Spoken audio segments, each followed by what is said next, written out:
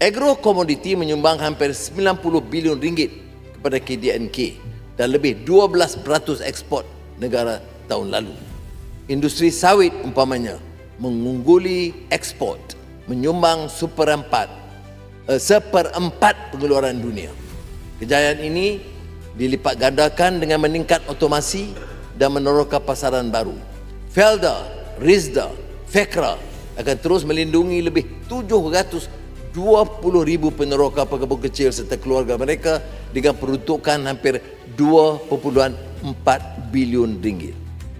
Kejayaan mengambil alih FGV untuk kembali bersama Felda membuktikan komitmen Madani mendengar denyut nadi warga peneroka dengan hasrat agar Felda kembali mengangkat martabat peneroka ke puncak kejayaan yang lebih tinggi.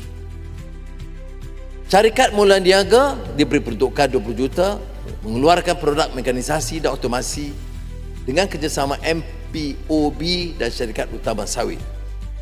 Nasib pekebun kecil, getah, sawit, koko, lada dan kenaf dibela kerana mengtiraf usaha mereka, membanting tulang, mencari rezeki, maka ditambah peruntukan ke 120 juta ringgit.